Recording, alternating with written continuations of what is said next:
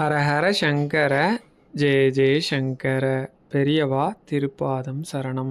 ஆஞ்சநேயரை மனசில் நினச்சி ஒரு முறை இதை கேளுங்க. இதை கேட்டாலே உங்கள் பிரச்சனை உங்களை விட்டு ஓடும், நல்லது நடக்க ஆரம்பிக்கும். உங்களோட ஒவ்வொரு பிரச்சனைக்கும் ஒரு ஆஞ்சநேயர் வழிபாடும் பரிகாரமும் கொடுத்துருக்கேன். கட்டாயம் எல்லாரும் வீட்லேயே செய்ய முடிஞ்ச ஒரு எளிமையான வழிபாடு தான். நிச்சயமாக எல்லாரும் செய்யணும். பிரச்சனைகள் உங்களை விட்டு ஓடும். அதை பற்றி கொஞ்சம் டீட்டெயிலாக இந்த பதிவில் பார்க்கலாம். வாங்க பதிவுக்குள்ளே போகலாம். இன்றைக்கி மார்கழி மாதம் அமாவாசை மூல நட்சத்திரமும் சேர்ந்த நாள். இன்றைக்கி என்ன நாள் அப்படின்னா அனுமன், ஆஞ்சநேயர்னு சொல்லக்கூடிய அனுமன் இருக்கார் இல்லையா, அவரோட அவதார நாள். இன்றைக்கி அனுமன் ஜெயந்தி. எல்லா கோயில்கள்லேயும் அனுமன் ஜெயந்தி ரொம்ப விமர்சையாக கொண்டாடப்படுது. இந்த அனுமன் ஜெயந்தி அன்னைக்கு இந்த சொல்லக்கூடிய வழிபாடு எல்லாம் இன்றைக்கி தான் பண்ணணும் அப்படின்னு எந்த கட்டாயமும் கிடையாது. இன்றைக்கி பண்ணும்போது கூடுதல் சிறப்பு. ஒருவேளை இந்த பதிவை பார்க்குறவங்க லேட்டாக பார்த்துட்டீங்க அப்படின்னா வருத்தம்லாம் பட வேண்டாம். அனுமனை வழிபடுறதுக்கு இதுதான் சிறந்த நாள்னு எந்த நாளுமே இல்லை. அத்தனை நாளும் சிறந்த நாள் தான். இப்போ உங்களுக்கு ஆஞ்சநேயரை பற்றி நிறைய விஷயம் தெரியும். மறுபடியும் ஆஞ்சநேயரை பற்றி ஏன்னா நிறைய பேர் நிறைய விஷயம் பார்த்துருப்பீங்க. அதையே சொல்லி நேரத்தை வீணடிக்க விரும்பல. அதே மாதிரி ஆஞ்சநேயரை பற்றின நிறைய விஷயங்கள், தெரியாத விஷயங்கள் நிறைய ஏற்கனவே சொன்ன கதையாக இருந்தாலும் சில தெரியாத கதைகள், சம்பவங்கள் சொல்ல போகிறேன். அதே மாதிரி இடையில உங்களுக்கு தேவையான அனுமனோட அந்த பரிகாரம், ஒரு பிரச்சனைக்கும் பரிகாரமும் வழிபாடும் தான் சொல்ல போகிறேன். முதல்ல ஆஞ்சநேயர் எந்த அளவுக்கு சக்தி வாய்ந்தவர் அப்படிங்கிறதுல பார்ப்போம். ஏன்னா ஆஞ்சநேயர் நம்ம வழிபாடு பண்ண போகிறோம். அவர் வழிபாடு பண்ணணும், என்னென்ன அவசியம் இருக்குது ஆஞ்சநேயர் வழிபாட்டுக்கு, அவர் எந்த மாதிரி சக்தி உடையவர் அப்படிங்கிறது தெரியணும் இல்லையா.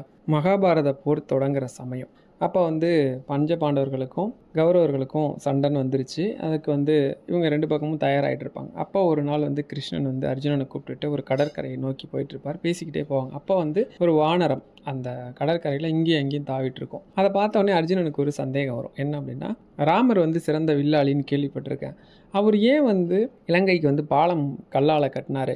அவர் நினச்சிருந்தா ஒரு வில்லாளியே கட்டியிருக்கலாமே, தன்னோட வில்லை செலுத்தி அம்புகளாலேயே அவர் ஒரு பெரிய பாலத்தை அமைச்சிருக்கலாமே அப்படின்னதும் அப்போ கிருஷ்ணன் சொல்லுவார், இதுக்கு சரியான பதில் என்னை விட அந்த வானரத்துக்கிட்டே கேட்போன்னு சொல்லி வானரத்தை கூப்பிட்டு கேட்பார். கேட்டவுடனே அதுக்கு சொல்லும், இல்லை அவர் நினச்சிருந்தா எத்தனையோ பாலங்கள் கட்டியிருக்கலாம். அது அத்தனையும் எங்களை மாதிரி வானரத்தோட வலிமையை தாங்காது. ரெண்டாவது காரணம் என்னென்னா, நாங்கள் ராமன்ற மந்திரத்தை உச்சரிக்கிறோம். அந்த ராமநாமத்தோட வலிமையை தாங்கக்கூடிய பலம் அந்த அம்புகளுக்கு கிடையாது அப்படின்னதும், இதெல்லாம் சும்மா கதை, நீங்கள் சொன்ன மாதிரி நான் வேணால் அப்படி ஒரு பாலத்தை கட்டி காட்டுறேன், முடிஞ்சால் நீங்கள் அந்த பாலத்தை உடச்சி காட்டுங்க அப்படின்னு சொல்லி அர்ஜுனன் சொல்லுவார். உடனே நான் அப்படி செய்கிறேன், ஒருவேளை நான் உடச்சிட்டேன்னா பந்தயத்தில் தோல்வியை ஒத்துக்கிட்டு நீங்கள் என்ன பண்ணிக்கிறீங்கன்னு கேட்டதும் அர்ஜுனன் என்ன சொல்லுவார்னா, தீ மூட்டி தற்கொலை பண்ணிக்கிறேன் அப்படின்னு சொல்லிடுவார். இந்த வாக்குவாதம் நடக்கிறப்ப கிருஷ்ணன் அங்கே இருக்க மாட்டார், மறைஞ்சிருவார். ரெண்டு பேரும் அதேமாதிரி சொன்ன மாதிரி இவர் பாலம் கட்டுவார். ஆஞ்சநேயர் ராமன்னு சொல்லிட்டு அந்த வானர ரூபத்தில் இருக்கவர் ஆஞ்சநேயர் அது மேலே ஏறுவார். ஏறின உடனே என்ன ஆகும்னா பாலம் உடஞ்சிரும். இப்போ உடனே இவர் என்ன பண்ணுவார், அர்ஜுனன் சிதையை மூட்டி விழப்போவார். அந்த நேரம் ஒரு வயோதிகர், வயசான ஒருத்தர் ரூபத்தில் கிருஷ்ணன் அவரை தடுத்து நிறுத்திப்பா, போட்டினா நடுவர் வேணும், நீங்கள் ரெண்டு பேரும் வாக்குவாதம் பண்ணீங்க, ஓகே, போட்டி ஆரம்பிக்கும் போது ஒரு நடுவரை வச்சுக்கிட்டு தான் ஆரம்பிச்சிருக்கணும். அதனால் போட்டி ரெண்டு பேருக்குமே சாதகமான முடிவு கிடையாது. இது நடுவர் இருக்கும்போது நடுவர் சொல்கிறது தான் சரியான முடிவு. நீ வேணால் மறுபடியும் பாலத்தை அவர் வேணால் இடிக்கிறாரா பார்ப்போம் அப்படின்னது சரின்னு ஒன்னே இவர் இப்போ தன்னோட முழு பலத்தையும் கர்வத்தையும் விட்டுட்டு கடவுள் அடையக்கூடிய ஒரே வழி, நம்ம கர்வத்தோடையும் தலகணத்தோடையும் இருக்கும்போது கடவுள் நம்ம கண்ணுக்கு தெரிய மாட்டார். அர்ஜுனனுக்கும் அதே நிலைமை தான். இப்போ இவர் என்ன பண்ணுவார், கிருஷ்ணான்னு சொல்லி ஒரு அம்புகளாக அடுக்கி அது மூலமாக பாலம் கட்டுவார். ஏற்கனவே ஆஞ்சநேயர் வந்திருக்கார் இல்லையா, அதனால் ஆஞ்சநேயர் இப்போ எப்படியும் அந்த பாலம் உடையதான் போகுதுன்னு சொல்லிட்டு அவர் ராம்னு சொல்லிட்டு தான் இருப்பார். ஆனால் கூட அவருக்கும் ஒரு எண்ணம், இந்த பாலம் ஏற்கனவே உடஞ்ச பாலம் தானேன்னு சொல்லிட்டு ரொம்ப கேஷுவலாக எடுத்துப்பார். கால் எடுத்து வைப்பார், உடையாது. உடனே இப்போ அந்த வயோதிக ரூபத்தில் இருக்கிற அந்த மனுஷன் கிருஷ்ணனாக மாறி அந்த வானர் ரூபத்தில் இருக்க ஆஞ்சநேயருக்கு ராமனாக காட்சி கொடுப்பார். காட்சி கொடுத்தோடனே ஆஞ்சநேயர் மிரண்டு போயிடுவார். ரொம்ப சந்தோஷப்பட்டு ஓடி பிரபுன்னு கட்டி பிடிச்ச சொல்லுவார். அவர் அவரோட விஷயத்தெல்லாம் சொல்லிட்டு இந்த மாதிரி அர்ஜுனன் நீதிக்காக, நீ எந்த நீதிக்காக துணை நின்னியோ அதே மாதிரி ஒரு நீதி பக்கத்தில் துணை நிற்கிறார். அவருக்காக நீ போர்க்காலத்தில் அவரோட தேரில் கொடியாக இருக்கணும் அப்படின்னு சொல்லுவார். ஏன் அப்படின்னா, ஆஞ்சநேயர் இருக்கக்கூடிய இடம் எதுவாக இருந்தாலும் ஒரு சின்ன ஃபோட்டோ இருந்தால் கூட அட்டமா சித்திகள்னு சொல்லக்கூடிய மந்திர தந்திர எந்திர இந்த மாதிரி இருக்கக்கூடிய எந்த விஷயமும் ஆஞ்சநேயரை தாண்டி ஒன்றுமே பண்ண முடியாது. இவர் அர்ஜுனனோட தேர்கொடியில் இருந்துக்கிட்டு அத்தனை சக்தி அஸ்திரங்கள் மந்திர அஸ்திரங்களையும் தடுத்து நிறுத்துவார். அப்படி ஒரு சக்தி வாய்ந்தவர். ஏன்னா பரம்பொருளே கூட இருக்கிறார். ஆஞ்சநேயரை கூப்பிட வேண்டிய அவசியமே இல்லையே. ஏன்னா ஆஞ்சநேயர் அப்படிப்பட்ட சக்தி வாய்ந்தவர். அப்படிப்பட்ட ஆஞ்சநேயர் எதையும் ஏற்று நிற்கக்கூடிய ஒரு வல்லமை கொண்டவர். அதனால தான் நம்ம வந்து ஆஞ்சநேயரை வழிபடணும். இப்படிப்பட்ட ஆஞ்சநேயரை நாம் வழிபடும்போது நம்மளுக்கு இருக்கக்கூடிய எப்படிப்பட்ட கர்ம பலனும் எப்படிப்பட்ட கஷ்டமும் நம்மளை ஒன்றுமே பண்ணாது. ஏன் அப்படின்னா ஆஞ்சநேயர் அனுதினமும் சொல்லக்கூடிய மந்திரம் ஒன்று இருக்குது. நம்ம எல்லாருக்கும் தெரிஞ்ச மந்திரம் தான் ராம ராம ராமங்கிற மந்திரம். இந்த ராம ராம ராமங்கிற மந்திரத்தை தான் தன்னோட மூச்சு காத்தாவே வச்சிருக்கிறார். ஈவன் ஒருவேளை ராமரே வந்து ஆஞ்சநேயரை தாக்குனா கூட ஜெயிக்கக்கூடியவர் யாராக இருக்கும் அப்படின்னா ஆஞ்சநேயர் தான் இருக்கும். இது உண்மையாகவே நடந்திருக்கு. ஒரு சமயம் ராமரோட சபை நடந்துட்டு இருக்கு. விஸ்வாமித்திரருக்கு வந்து எல்லாரும், விஸ்வாமித்திரர் ரொம்ப கோபக்கார முனி, நம்ம எல்லாருக்கும் தெரியும். அரசபை கூற நேரம் எல்லாரும் வந்து நமஸ்காரம் பண்ணிட்டாங்க. ஒரே ஒரு அரசன் வந்து ராமரை பார்க்கறதுக்காக வராரு. இப்படி வந்துக்கிட்டு இருக்கும்போது நாரதர் குறுக்க வந்து, நாரதர் நம்ம ஆளை பற்றி தான் தெரியுமே, ஒரு கழகத்தை இழுத்து விட்டுருவார்ல. என்ன சொல்கிறாருன்னா, நீ அரசபைக்கு போ, எல்லாரையும் தரிசனம் பண்ணு, எல்லாருக்கும் நமஸ்காரம் பண்ணு, விஸ்வாமித்திரர் மட்டும் நமஸ்காரம் பண்ணக்கூடாது அப்படின்னு சொல்கிறார். ஏன் சொல்கிறார் அப்படின்னா, இவர் வந்து வேட்டையாடிட்டு வந்திருப்பார். அவர் வந்து ராஜரிஷி பட்டம் வாங்கின முனிவர். இது வந்து அவரை வந்து அவமதிக்கிற மாதிரி ஆகிடும். மற்றவங்களுக்கு எல்லாம் செய்யலாம், அவங்களாம் ராஜரிஷி பட்டம் கிடையாது. நீ வந்து மற்றவங்களுக்கெல்லாம் தலைவணங்கு, அவரை மட்டும் தலைவணங்கக்கூடாது. அப்படி பண்ணால் அது உனக்கு பெரிய பாவத்தை தான் செய்யும் அப்படின்னு சொல்லிவிடும். இவர் சொன்னது உண்மைன்னு நம்பி இந்த அரசனும் போகிறவன் என்ன பண்ணுவான்னா எல்லாரையும் வணங்குவான், இவரை மட்டும் வணங்க மாட்டான். இது வந்து விஸ்வாமித்திரருக்கு கடுமையான கோபத்தை உண்டு பண்ணிடும். அதே மாதிரி அவர் கம்முன்னு தான் இருப்பார். நாரதர் போய் என்ன பண்ணிடுவார்னா, எல்லாரையும் வணங்கினா உங்களை வணங்கவே இல்லை, பாருங்கள் உங்களை அவமதிச்சிட்டான்னு அந்த பக்கமும் போட்டு விட்டுருவார். இவருக்கு கடுமையான கோவம் வந்ததும் ராமர்கிட்ட சொல்லுவார், ராமா இதே மாதிரி இந்த அரசன் அவன் பேரை சொல்லி என்னை வந்து அவமதிச்சிட்டான், நீ என்ன பண்ணவே தெரியாது, இன்னைக்கு சாயந்தரம் சூரிய அஸ்தமனம், சூரியன் மறையறதுக்குள்ளே அவன் தலை என் காலில் கிடக்கணும் அப்படின்னு சொல்லுவார். கவலைப்படாதீங்க குருநாதா, உங்களுக்கு ஒரு அவமானம்னா அது எனக்கே நேர்ந்தது தான், அதனால் இன்றைக்கி சாயந்தரத்துக்குள்ளே அவன் தலையை கொண்டு வந்து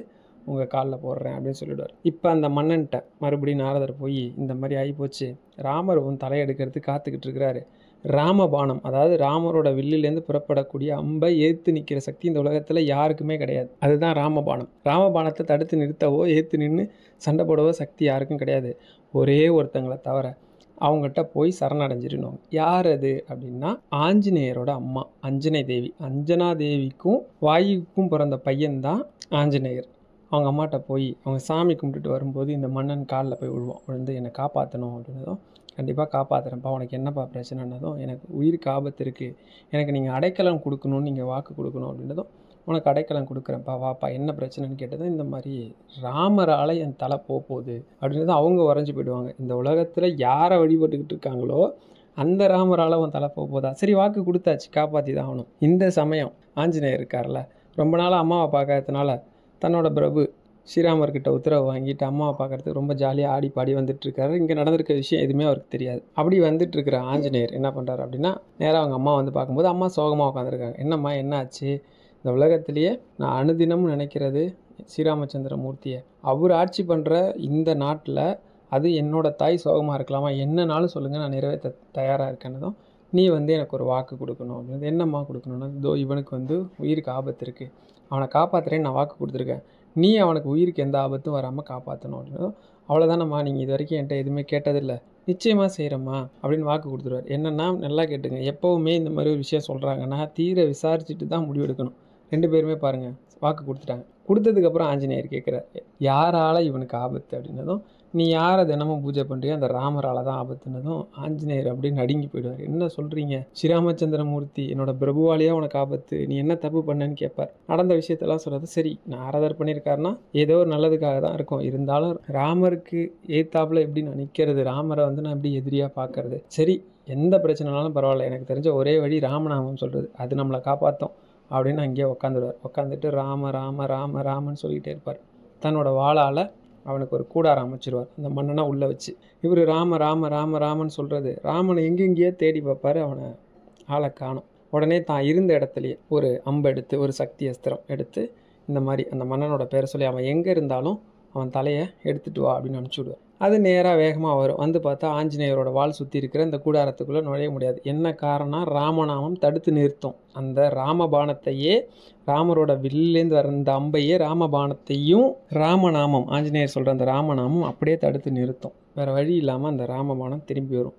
முதல் முறையாக இலக்கு அடையாமல் ராமர் வில்லிலேருந்து புறப்பட்ட அம்பு வரதை பார்த்து ராமர் கோபமாயிடுவார். என்ன நடந்துச்சு அப்படின்னது, இந்த மாதிரி நீங்கள் எதிரின்னு சொன்ன நபருக்கு ஆஞ்சநேயர் அடைக்கலம் கொடுக்குறாரு. அதை விட பெரிய விஷயம் என்னென்னா, ராம ராம ராமன்ற இந்த உன்னதமான மந்திரத்தை சொல்லி கொடுக்குறாரு, எப்படி நான் தாக்க முடியும்னதும் உடனே பிரம்மாஸ்திரத்தை எடுப்பார். அது இருக்கிறதுலே ரொம்ப பவர்ஃபுல்லான அஸ்திரம். அதை வந்து எய்வார். அதுவும் அதே மாதிரி தான், போய் பார்த்துட்டு திரும்பி வந்துடும்.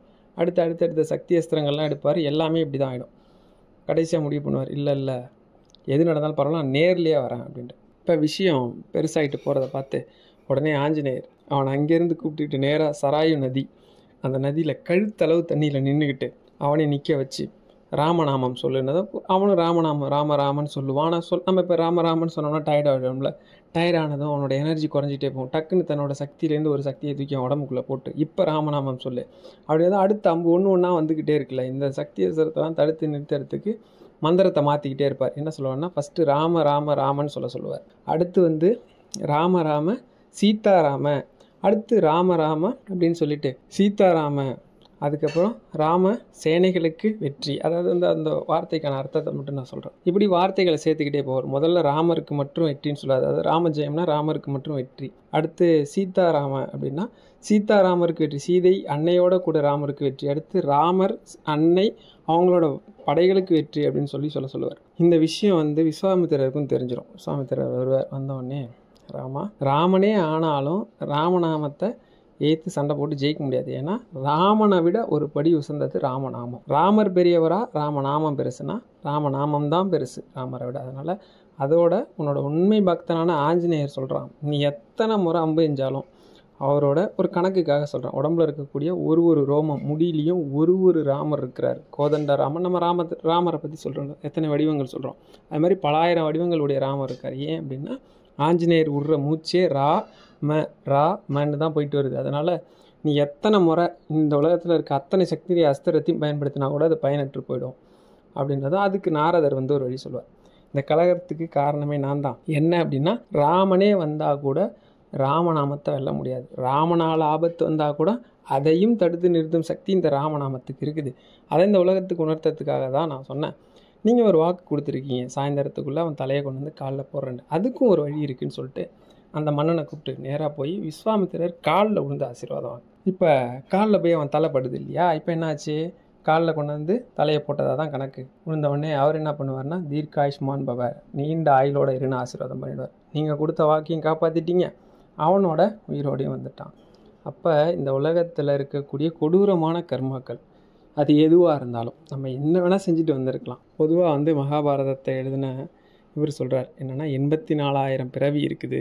இந்த 84,000 பிறவியில் புழுவா, பூச்சியா, ஊர்வன, பரப்பனம், இது மாதிரி பல பிறவிகளை எடுத்து சில கர்மாக்கள்லாம் குறைஞ்சதுக்கு அப்புறம் தான் கிடைக்கிறதுக்கு அரிய பிறவியான மனித பிறப்பு கிடைக்கிது அப்படின்னு சொல்கிறாங்க.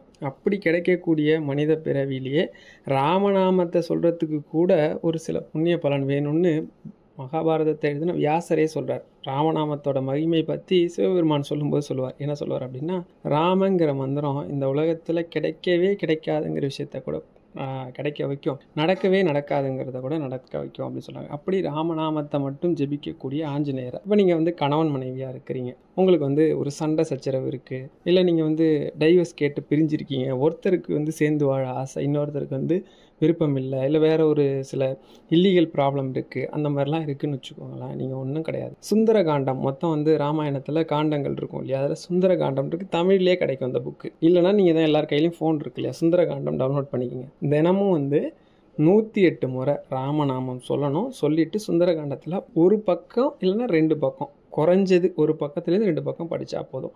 முழு சுந்தரகாண்டத்தையும் தான் படிக்கணும்னு அவசியம் இல்லை.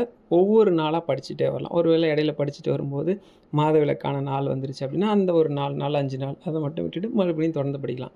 நீங்கள் படிக்க ஆரம்பித்தா ஒரு 2-3 நாளுக்குள்ளேயே நல்ல பாசிட்டிவான ரிசல்ட் கிடைக்கும். கணவன் மனைவிக்குள்ளே இருக்க சண்டை சச்சரவு தீரும். ஏன் அப்படின்னா, ஆஞ்சநேயர் தான் அன்னை சீத்தையை கொண்டு ராமபிரான் கிட்ட சேர்த்தார். அந்த ஒரு பெருமையுடைய கடவுளுங்கிறதால கணவன் மனைவிக்குள்ளே இருக்க சண்டை சச்சரவை உடைக்கக்கூடியவர். ரெண்டாவது இந்த மாதிரி பிரிஞ்சிருக்கீங்க அப்படின்னா, புதன்கிழமைகளில் ஒரு புதன்கிழமை, ஏதோ ஒரு புதன்கிழமை, இந்த புதன்கிழமை அந்த புதன்கிழமைலாம் கிடையாது, ஏதோ ஒரு புதன்கிழமையில் ஒரு பெருமாள் கோவில் போயிட்டு வெத்தலை மாலை, உங்களால் வெத்தலையில் வீட்லேயே வெத்தலை ஒரு 4-5 வெத்தலை வாங்கி கட்டினா கூட சரி, வாழை நாரில் கட்டணும், ஆஞ்சநேயருக்கு போட்டு பிரார்த்தனை பண்ணலாம். என்ன பிரார்த்தனை பண்ணலாம்னா, அந்த கணவன் மனைவி பிரச்சனை உங்களுக்கு எதில் வெற்றி வேணுமோ அதை கேட்டு பிரார்த்தனை பண்ணலாம். ஏன் வெத்தலை மாலை வந்ததுன்னு சொல்லி ஏற்கனவே பல வீடியோவில் சொல்லிட்டேன், இருந்தாலும் வேணாலும் இங்கே சொல்கிறேன். அசோகவனத்தில் சீதை இருக்கிறது ஆஞ்சநேயர் சீதைக்கிட்டே பிரார்த்தனை பண்ணி தான் கண்டுபிடிப்பார். கண்டுபிடிச்ச உடனே இவங்க போயிட்டு கணையாழியெல்லாம் கொடுத்து தன்னை அறிமுகப்படுத்திக்கிட்டு கண்டுபிடிச்சிட்டேன் அப்படிங்கிற சந்தோஷத்தில் ராமரோட நான் திரும்பி வரேன் அப்படிங்கிறதுக்காகவும் அவங்கள்ட்ட ஆசீர்வாதம் வாங்கணும்னு நினைப்பார். இப்போ அவங்கள்ட்ட வந்து ஆசீர்வாதம் முன்னாடிலாம் அச்சத்தை போட்டு ஆசீர்வாதம் பண்ணுற பழக்கம் இருந்தது அவங்கள்ட்ட. அந்த சமயம் அவங்க வந்து எங்கே இருக்கிறாங்க? ராவணனோட பாதுகாப்பில் இதில் இருக்கிறாங்க, இலங்கையில் இருக்காங்க. அவங்கள்ட்ட போய் அச்சதை எப்படி இருக்கும்? அதனால் பக்கத்தில் இருக்க ஒரு கொடியிலேருந்து இலையை கிள்ளி போட்டு வெற்றி உண்டாகட்டும் மகனேன்னு ஆசீர்வாதம் பண்ணாங்களாம். அதுதான் வெற்றி இலை கிடையாது, அது வெற்றி இலை. அதனால் வெற்றிலை மாலை போட்டோம்னா எதுலேயும் வெற்றி கிடைக்கும் அப்படின்னு சொல்லுவாங்க. இந்த கணவன் மனைவி ஒத்துமைக்கு வந்து முதல் பரிகாரமே வெத்தலை மாலை போடுறது. அதுவும் ஆஞ்சநேயருக்கு புதன்கிழமைகளை போடுறது ரொம்ப சிறப்பு. அப்புறம் தம்ப்நெயில்ல ஒரு விஷயம் சொல்லியிருக்கேன். என்னென்னா இன்றைக்கி வந்து ஒரே ஒரு முறை நீங்கள் வந்து இதை கேட்டால் கூட உங்களுக்கு வந்து அத்தனை கஷ்டங்களும் போய் நல்லது நடக்கும். இது வந்து சாத்தியமா? ஏன்னா சிலருக்கு வந்து தம்ப்நெயில் பார்த்த உடனே ஒரு இதுக்காக வச்சுருக்கக்கூடாதுல்ல, ஒரு உண்மை இருக்கணும்ல அதில். அதுக்கு என்ன காரணம் அப்படின்னா, ஒரு சாது என்ன பண்ணுறாரு அப்படின்னா தன்னோட கூட்டத்தோட மார்கழி மாதத்தில் பஜனை, அவர் வந்து ஒரு மந்திரத்தை சொல்லி பாடிக்கிட்டே போகிறார். பாடிட்டே போகும்போது அங்கே ஒரு திண்ணையில் படுத்துட்டு இருக்கிறவன் கிண்டல் பண்ணுறான். என்ன கிண்டல் பண்ணுறான் அப்படின்னா, வேறு வேலையே இல்லை, ஆனால் உன்னை ஏதோ ஒரு மந்திரத்தை சொல்லிட்டு அது நடக்கும் இது நடக்கும்னு சொல்லிட்டு போகிறான். அதெல்லாம் நடந்தால் இவனும் ஏன் ரோட்டில் இப்படி நடந்து போகிறான்? நம்ம எல்லோரும் கிண்டல் பண்ணுவோம்ல, அந்த மாதிரி கிண்டல் பண்ணுறான். அந்த சாது அதை கேட்டார். ஆனால் பஜனை முடிகிற வரைக்கும் எதுவும் பேசலை. போயிட்டு எல்லா பஜனையும் முடிச்சுட்டு வந்தோடனே வந்து சொல்கிறார், தம்பி இருக்கிறதுலையே உன்னதமான மந்திரம் இதுதான். இந்த மந்திரத்தை ஒரு தடவை சொன்னாலே கிடைக்கிறதுக்கு அரிய பதவியெல்லாம் கிடைக்கும் அப்படின்னு சொல்லி அந்த மந்திரத்தை உபதேசம் பண்ணுறார். அவர் சொல்லும்போது அதை கேட்டுக்கிட்டு திருப்பி சொல்கிறான். ஒரே ஒரு முறை தான் வாழ்நாளில் சொல்லியிருக்கிறான். அதுக்கப்புறம் அந்த மந்திரத்தை பெருசாக கண்டுக்கல. அவனுக்கு அதில் நம்பிக்கையும் கிடையாது. அவன் வந்து அவனோட காலம் முடிஞ்சு போச்சு. முடிஞ்சு இப்போ மேல் உலகம் போயிட்டான். போன உடனே புண்ணிய கணக்கு பாவ கணக்கு எடுத்து அதுக்கான கடவுள் இருக்கார் இல்லையா, அவர் பார்க்குறார். பார்த்தோன்னே இவன் வந்து பெருசாக புண்ணியன்னு ஒன்றும் பண்ணல, ஒரே ஒரு தடவை ராமநாமம் சொல்லியிருக்கிறான். இந்த ராமநாமத்துக்கு பலனா உனக்கு என்ன வேணும் அப்படின்னு கேட்குறாரு. அப்போ அந்த சாது சொன்னவர் என்ன சொல்லியிருப்பான்னா, எந்த இடத்துலையும் ராமநாமத்தை, அவன் ராமநாமம் மட்டும்தான் சொல்லியிருப்பான் ஒரு தடவை, விற்கக்கூடாது அப்படின்னு சொல்லி. சரி, அது விற்கக்கூடாதுன்னு சொல்கிறாரு அப்படின்னா என்ன அர்த்தம்னா, எதுக்கான வேலையை நீ இப்படி சொல்லாத, ஆப்போசிட்டில் இருக்கவங்க சொல்லட்டும்னு அர்த்தம். அதுக்கு என்ன வந்து பொறுமானம் வரும்னு எனக்கு தெரியலங்க, அதுக்கு என்ன சரியாக பொருந்தி வருமோ அதை நீங்களே கொடுங்க அப்படின்னு கேட்பார். இப்போ அவருக்கு தெரியாது, அவர் என்னென்னமோ யோசிச்சு பார்ப்பார், தெரியல. சரி, இதை நம்ம நேராக வந்து எங்கே போயிடுவோம், இந்திரன்ட்ட எடுத்துகிட்டு போயிடுவோம் அப்படின்னா, இவன் என்ன பண்ணுறான் அப்படின்னா, அப்படிலாம் நான் வரமாட்டேன், என்ன பல்லக்கில் வச்சு தான் தூக்கிட்டு போகணுன்றான். சரி, வேறு வழி இல்லாமல் பல்லக்கில் வச்சு தூக்கிட்டு போகிறாங்க. தூக்கிட்டு போனால் இந்திரலோகம் வந்துருச்சு.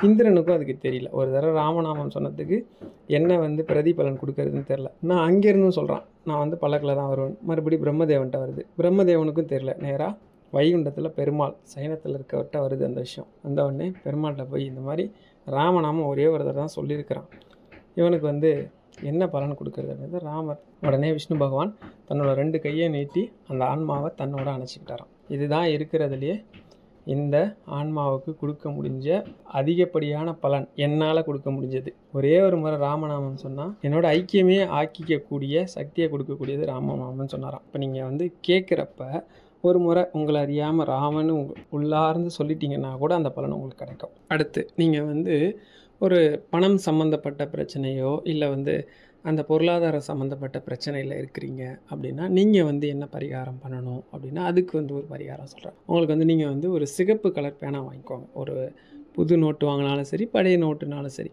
ஒரு சனிக்கிழமைகளில் வந்து நீங்கள் சனிக்கிழமைகளில் மட்டும் குறைஞ்சது ஒரு 1008வது ராமநாமம் எழுதினாலும் சரி, சிவப்பு மையால் ஸ்ரீராம ஜெயம்னு எழுதுறது. 1008லாம் எல்லாராலையும் எழுத முடியும். மிஞ்சி மிஞ்சி போனால் எவ்வளோ நேரம் ஆகும் அப்படின்னா ஒரு 25லேருந்து 1 ஹவர் ஆகும். சனிக்கிழமைகளில் எழுதணும். அதே மாதிரி சனிக்கிழமைகளில் நல்லெண்ணெய் தீபம் வந்து ஆஞ்சநேயருக்கு போட்டு எள்ளடையோ இல்லை எள்ளால் செய்யப்பட்ட ஏதோ ஒரு பதார்த்தம் ஒரு முறை கொடுத்தா போதும். நீங்கள் வந்து எல்லாரையும் கொடுக்கணும்னு அவசியம் இல்லை. ஆனால் சனிக்கிழமை தோறும் ராமநாமம் சிவப்பு கலர் பேனாவால் எழுதுனீங்க அப்படின்னா பணத்தடை, உங்களுக்கு வந்து பணத்தில் இருக்கக்கூடிய பிரச்சனை, நீங்கள் வந்து உங்களுக்கு பணம் தேவைப்படுற பணம் கைக்கு கிடைக்கும். இல்லை பணத்தில் என்ன தடை இருக்கோ அது போகும். வியாபாரம் சம்மந்தப்பட்ட இதெல்லாம் விலகும். இதெல்லாம் வந்து நீங்கள் நம்பிக்கையோட, ஆழமான நம்பிக்கை. இதை பொறுத்தளவுக்கு பரிகாரம் அப்படிங்கிற வார்த்தைக்கு மாற்று வழின்னு தான் அர்த்தம். இதுக்கு என்ன இருக்கணும், முக்கியமான அடிப்படை தகுதினா நம்பிக்கை வேணும். ஒரு தடவை ஒரு நண்பர் சொன்னார். என்ன சொன்னார் அப்படின்னா, ராமநாமம் வந்து நீங்கள் குறிப்பிட்ட எண்ணிக்கை நான் இப்போ சொன்னேன்னா அது ஒரு சர்ச்சை ஆகிடும்.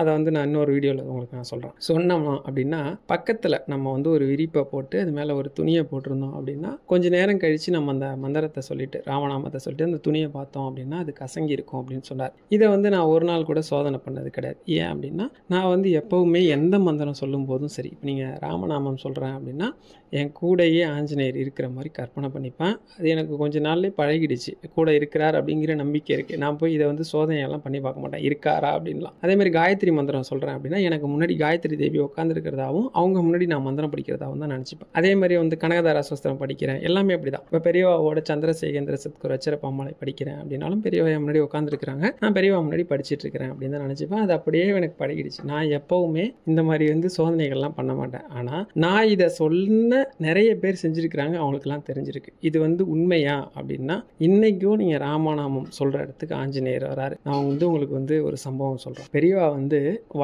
வடநாட்டுக்கு வந்து யாத்திரை போயிருக்காங்க. அப்படி போகும்போது அங்கே இருக்கக்கூடிய ஒரு ராஜா, அங்கே போனது பெரியவா மேலே அதீத பக்தியுடையவர்.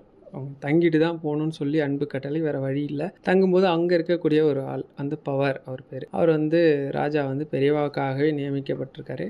பெரியவா என்னெல்லாம் செய்வாங்களோ அந்த நித்திய கர்மாக்கெல்லாம் கரெக்டாக செய்யணும், அவங்களுக்கு தேவையான எல்லா ஏற்பாடும் பண்ணி கொடுக்கணும், பக்கத்துலேயே இருந்து பார்த்துக்கணும்னு சொல்லி உத்தரவு. அவங்களோட அந்த பணி ரொம்ப பிடிச்சி கிளம்புற சமயம் பெரியவா வந்து இந்த பவாரை வந்து கூட கூட்டிகிட்டு போகிறேன் அப்படின்னு சொல்லிட்டாங்க.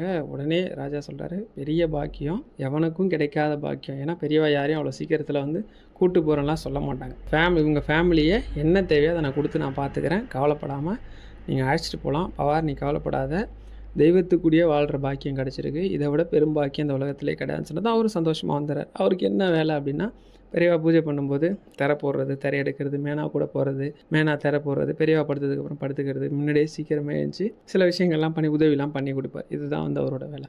ஒரு நாள் வந்து ஒரு அடர்ந்த பகுதி, அங்கே வந்து கேம்ப் போட்டிருக்கிறாங்க, ஒரு மலையடி வாரம். அப்போ பெரியவா வந்து வெளியில் எங்கேயோ போகிறாங்க. எல்லோரும் ஒன்றே, பெரியவா கூட ஒரு 4-5 பேர் எப்பயுமே போவாங்க. எல்லாரையும் கையை காட்டி வேணாம் இருங்கன்னு சொல்லிட்டு பவாரை மட்டும் கூப்பிட்றாங்க. ஒரு தீப்பந்தம் எடுத்துக்கிட்டு வா போவோன்ட்டு. பெரியவா உத்தரவு போட்டால் மீற முடியாது. சரி அப்படின்னு சொல்லிட்டு இவங்க எல்லோரும் இருந்துக்கிறாங்க. பவார் முன்னாடி போக பெரியவா பின்னாடி போயிட்டுருக்காங்க. கொஞ்சம் தூரம் போனதும் அவர் ஒரு இடத்துல நிற்கிறாரு. இன்னொன்று பவாரை பார்த்தா அந்த இடம் சின்னதாக ஏதோ குகை மாதிரி இருக்குது. உள்ளே போய் பார்த்துட்டு வரியான்னு பெரியவா கேட்குறாங்க. இவருக்கு ஒரே தயக்கம், உள்ளே ஏதாவது கடுமையான மிருகம் இருந்துட்டா, பூச்சி போட்டிருந்தா ரொம்ப ரிஸ்க் ஆகிடுமேன்னு சொல்லிட்டு, சரி நீ இரு நான் போகிறேன்னு சொல்லிட்டு பந்தத்தை கூட வாங்கலை. பெரியவா அந்த இருட்டுக்குள்ளே அந்த சின்ன குகைக்குள்ளே நுழைஞ்சு போயிட்டாங்க. போயிட்டு ஒரு 5-10 நிமிஷம் ஆயிருக்கும். திரும்பி வராங்க, ரொம்ப சந்தோஷமாக வராங்க. பார்த்தோன்னே இவருக்கு ஒரு மாதிரி இருக்குது. இப்போ போகலாம்ல அப்படின்னு கேட்குறாங்க. ஏன்னா இதுக்கு என்ன அர்த்தம், நானே போயிட்டு வந்துட்டேன், உன்னோட பயம் போக்கிக்க, இதுக்கு மேலே உனக்கு என்ன வேணும் அப்படின்ற மாதிரி அர்த்தம். இதுக்கு மேலே போக மாட்டேன்னு சொல்ல முடியாது இல்லையா. அவர் என்ன பண்ணுறாரு, தீப்பந்தத்தை எடுத்துகிட்டு அந்த குகைக்குள்ளே போகிறாரு. குகை போக போக ஒரு ஆள் முன்னாடி நுழையும் போது சின்னதாக இருக்குது, அடுத்து ஒரு ஆள் சாதாரணமாக நடந்து போகிற அளவுக்கு இருக்குது. தூரத்தில் பார்த்தா எங்கேயோ ஒரு இடத்துல லைட் எரியிற மாதிரி இவருக்கு தெரியுது.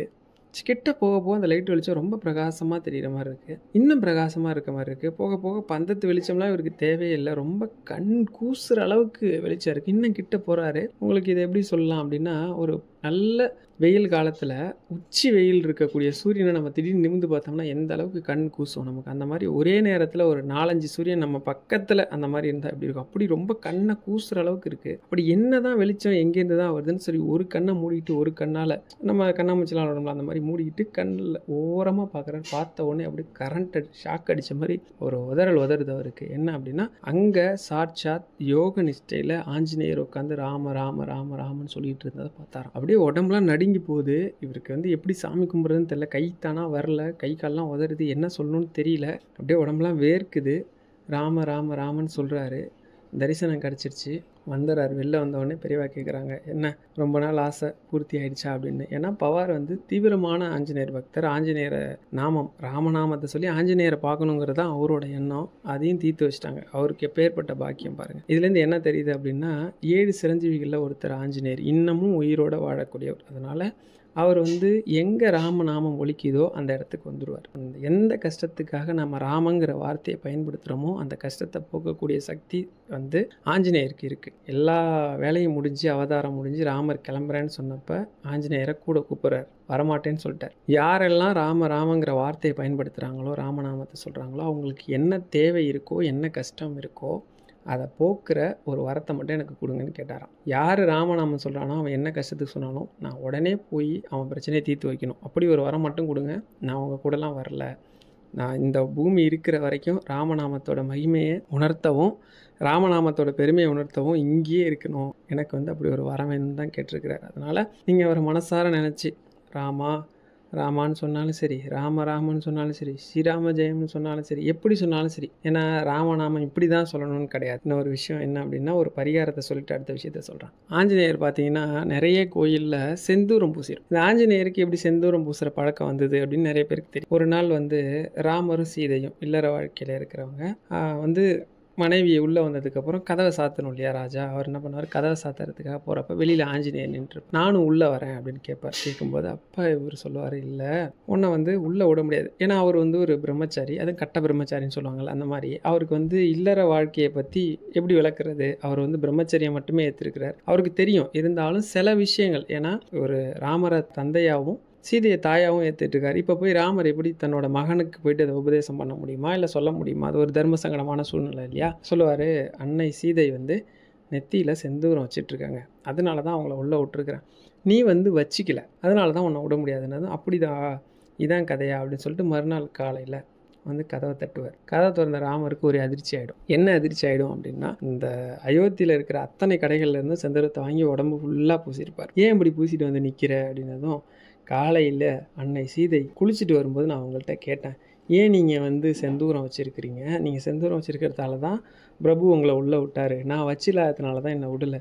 இந்த செந்தூரத்தை வச்சுக்கிட்டோம் அப்படின்னா ராமபிரானுக்கு நீண்ட ஆயுள் கிடைக்கும், அதனால தான் செந்தூரம் வச்சுருக்கேன்னு சொன்னார். அதனால தான் அயோத்தியில் இருக்கிற மொத்த செந்தூரத்தையும் வாங்கி நான் உடம்பு ஃபுல்லாக பூசிட்டேன், பலாயிரம் வருஷம் நீங்கள் வந்து நீண்ட ஆயுளோடு இருக்கணும் அப்படிங்கிறதுக்காகன்னு சொல்லுவார். உடனே ராமர் வந்து அவரை ஆற தழுவி, உன்ன மாதிரி ஒரு பக்தன் கிடைக்க நான் கொடுத்து வச்சுருக்கணும் அப்படின்னு சொல்லுவார்.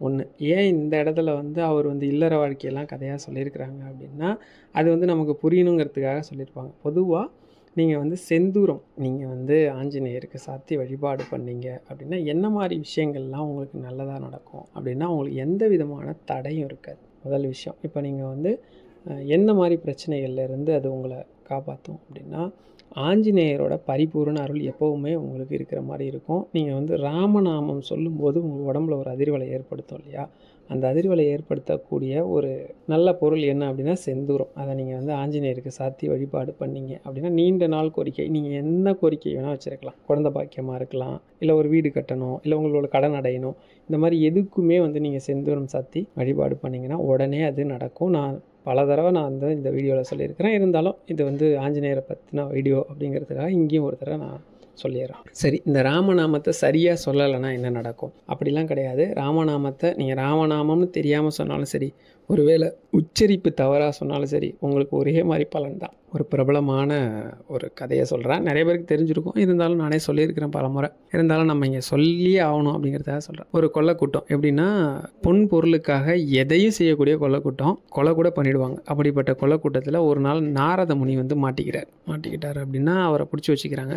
பிடிச்சி வச்சுட்டு உடம்புல இருக்கிறதெல்லாம் கைட்டுப்பான்னா, அவர் வெறும் துளசி மாலையும் ஒரு வீணை தானே வச்சுருப்பார், அதுதான் அவர்கிட்ட இருக்குது, வேறு ஒன்றுமே கிடையாதுன்னா நம்ப மாட்டுறாங்க. ஏதாவது கொடுத்தா உயிரோட போகலாம், இல்லை இங்கேயும் உனக்கு கழுத்து அறுத்துருன்னு சொல்கிறாங்க. இவங்களுக்கு இப்போ சொல்லி புரிய வைக்க முடியாது, அவருக்கு புரிஞ்சு போச்சு நம்ம நிலமை என்னன்ட்டு. சரி, எனக்கு வந்து தெரிஞ்ச ஒரு விஷயம் இருக்குது, எப்படி நீங்கள் என்னை கொல்ல தான் போகிறீங்க, என்கிட்ட ஒன்றும் இல்லைன்றதால, அதுக்கு முன்னாடி நான் எனக்கு தெரிஞ்ச ஒரு விஷயத்த உங்களுக்கு சொல்கிறேன், அதில் உங்களுக்கு உடன்பாடு இருந்தது அப்படின்னா நீங்கள் மேலும் உங்கள் விஷயத்த பண்ணுங்கள். இப்போ நீங்கள் இதெல்லாம் பண்ணுறதெல்லாம் பெரும் பாவம், இதுக்கு மேல் உலகத்தில் அடுத்தடுத்த பிறவிகளில் உங்களுக்கு கடுமையான தண்டனை கிடைக்கும். இந்த பாவத்தை நீங்கள் யாருக்காக, எந்த சொந்த பந்தத்துக்காக, எந்த ரத்த உறவுக்காக பண்ணுறீங்களோ அவங்க இதெல்லாம் வந்து ஷேர் பண்ணிக்கிறாங்களா, பகிர்ந்துக்கிறாங்களான்னு கேட்டுட்டு வா அப்படின்னதும், நான் உன்னை பிடிச்சி வச்சுருந்தா நீ என் குடும்பத்திலே கலகத்தை உண்டு பண்ணுறியா அப்படின்னதும், இவர் மறுபடியும் சொன்ன உடனே, ஏன்னா நாரதர் வந்து ஒரு முனி இல்லையா, அவரோட வார்த்தையை மீற முடியாது. சரி, இப்போ வந்து அந்த கொல்லக்கூட்ட தலைவனுக்கு வந்து இவர் சொல்கிறதுல ஏதோ விஷயம் இருக்குதுன்னு புரியுது. ஒன்று என்ன பண்ணுறாரு, இவர் தப்பிச்சு போயிடக்கூடாதுன்னு உடம்பு ஃபுல்லாக கயிறை போட்டு கட்டிட்டு நேராக வீட்டில் வந்து மனைவிட்ட கேட்குறார், நான் வந்து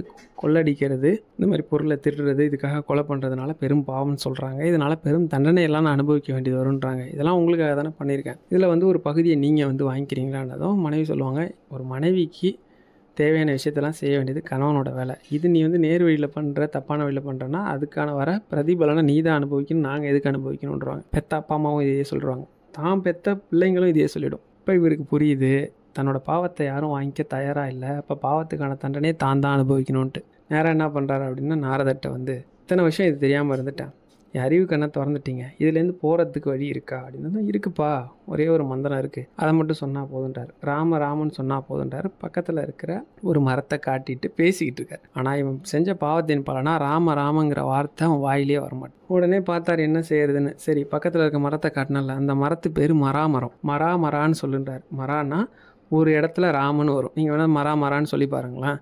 மரான்னீங்கன்னா ராமன்னு ஒரு இடத்துல மாறிடும். நீங்கள் ஆப்போசிட்டில் சொன்னாலும் பலன் ஒன்று தான் வச்சுக்கோங்களேன். அப்படி சொல்லி கடுமையாக உட்காந்து யோக நிஷ்டையில் போயிடுவார் அந்த கொல்லக்கூட்ட தலைவன். மரான்னு பல வருஷம் சொன்ன உடனே ஒரு தடவை ஒரு முனிவர்களோட கூட்டம் போயிட்டு இருக்கும்போது ஒரு புத்துலேருந்து இந்த ஓசை கேட்கும். ஏன்னா இவர் பல வருஷமாக உட்காந்து சொல்லிட்டு இருக்கிறதுனால இவரை சுற்றி புத்து கட்டிடும், கரையான் புத்து. இங்கேருந்தோ இந்த உன்னதமான மந்திரம் கேட்குதே அப்படின்னு சொல்லி அந்த புத்தை போய் இடித்து பார்த்தா அந்த புத்துலேருந்து ஒளி வீசக்கூடிய ஒரு நபர் வந்தார். அவர் தான் வால்மீகி. அந்த வால்மீகி தான் ராமாயணத்தை எழுதினார் வடமொழியில். வால்மீகி அப்படின்னா பொலிவான புற்றிலேருந்து தோன்ற நபர்னு அர்த்தம்னு சொல்லுவாங்க. இப்படி பெரும் பாவத்தை செஞ்ச வால்மீகிக்கு ராமாயணத்தை எழுதுகிற ஒரு பெரும் புண்ணியம் கிடைச்சதா சொல்லுவாங்க. மந்திரத்தை நீங்கள் தப்பாகவே சொன்னால் கூட நீங்கள் எந்த நோக்கத்துக்கு சொல்கிறீங்களோ அதுக்கான பலனை ராமநாமம் கொடுத்தே தரும். ராமன்னு சொல்ல வரலங்க, எனக்கு ராமஜெயம் தான் சொல்ல தெரியும், எனக்கு ராமன் வரமாட்டேங்குது, எனக்கு இப்படி சொல்லாமா அப்படி சொல்லாமா, எந்த சந்தேகமும் வேண்டாம், ஸ்ரீராம ஜெயம் தான் எனக்கு சொல்ல தெரியும். எப்படி சொல்லணும்னு நினைக்கிறீங்களோ, ஆனால் நீங்கள் சொல்லணும்னு நினைக்கிறது ராமநாமம் தான் அப்படிங்கிறது உங்கள் சிந்தையில் இருந்தாலே போதும், பலனை கொடுக்கக்கூடியது. இன்றைக்கி நான் சபரிமலைக்கு இரும்பி கட்டி பாத யாத்திரை கிளம்புறேன். அதனால் இந்த பதிவை அடுத்து பகுதி 2 இன்றைக்கி நான் உங்களுக்கு போட்டுறேன். இந்த பகுதியை இதோடு முடிச்சுக்கிறேன். அடுத்த பார்ட் பகுதி 2ல் இன்னும் சில பரிகாரமும் இன்னும் சில கதைகளும் உங்களுக்கு சொல்கிறேன். நேரம் இருக்கிறவங்க நிச்சயமாக அதையும் கேளுங்க. உங்கள் வாழ்க்கையில் இருக்கிற கஷ்டமெல்லாம் போகட்டும், நல்லது நடக்கட்டும்னு நான் ஆஞ்சநேயர்கிட்ட பிரார்த்தனை பண்ணிக்கிறேன். ஆஞ்சநேயரோட பிறந்த நாளான இன்னைக்கு நீங்கள் ராமநாமத்தை பற்றி கேட்கும்போது இந்த உலகத்தில் இருக்க அறுசுவை உணவை போட்டு நீங்கள் ஆஞ்சநேயரை கூப்பிட்டா கூட அவருக்கு அவ்வளோ திருப்தி இருக்காது. ஆனால் அதை விட உங்களால் செய்யக்கூடிய ஒரு சின்ன விஷயம் அவருக்கு திருப்தியாக கொடுக்கும். என்ன அப்படின்னா, ஒரு முறை மனமறிஞ்சு, அதாவது மனமுருகி ராமா அப்படின்னு கூப்பிட்டீங்க அப்படின்னா அது அவருக்கு இந்த உலகத்தில் இருக்க அத்தனை அறுசுவை உணவையும் படைச்சா என்ன திருப்தியை கொடுக்கும், எவ்வளோ சந்தோஷத்தை கொடுக்குமோ அதை விட பல மடங்கு சந்தோஷத்தை கொடுக்கும்னுவாங்க. அதனால் நெய்வேத்தியம் இது வைங்க அது வைங்க அப்படி வழிபடுங்க இப்படி வழிபடுங்கலாம் நான் சொல்ல மாட்டேன். ஆஞ்சநேயருக்கு பிடிச்ச விஷயமான ராமநாமத்தை சொல்லுங்கள். பகுதி 2ல் பார்க்கலாம். ஹரஹர சங்கர, ஜெய ஜெய சங்கர.